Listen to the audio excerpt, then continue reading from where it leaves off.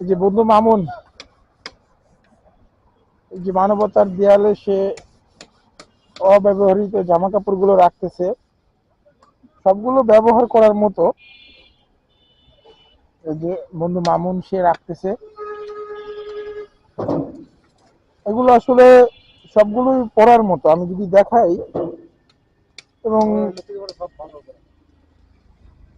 আমাদের বাসা বাড়িতে এরকম দেখেন, এই এই যে গেঞ্জিটা দেখছেন, গেঞ্জিটা খুবই সুন্দর। এই যে খুব সুন্দর ভাবে ভাঁজ করে তারপরে রাখতেছে। আসলে আমাদের বাসায় এরকম অনেক জামা কাপড় থাকে যেগুলো আসলে আমরা ব্যবহার করি না। দেখা যায় বাসার মানুষ সেইগুলা দিয়ে দেখা যায় হাঁড়ি পাতিল রাখে, তারপরে বিভিন্ন কাজ করে, কেউ ঘর মোছে।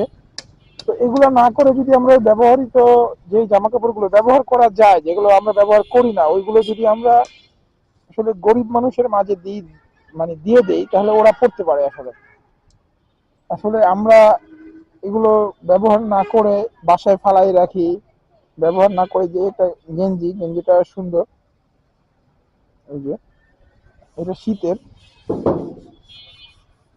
আপনারা চাইলে আপনাদের ব্যবহৃত যে জিনিসগুলো আছে বাসায়, জামা প্যান্ট গেঞ্জি, এগুলো আপনারা চাইলে সরাসরি দিতে পারবেন। আর না হলে এরকম মানবতার যে দেয়ালগুলো আছে যেখানে, এসব জায়গায় রেখে যাবেন, মানুষ তার পছন্দ মতো এসে নিয়ে যাবে।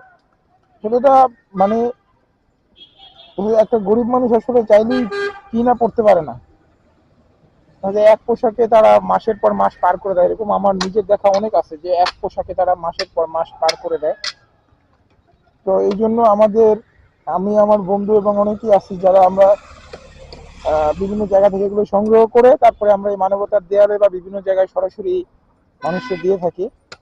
আপনারাও চাইলে আপনারা এই আহ, মানবতার দেয়ালে বা এই যে আহ, পরোপকারী যেই ব্যাপারটা, এটা আপনারা এই এই কাজের মানে একজন, কি বলে এটাকে,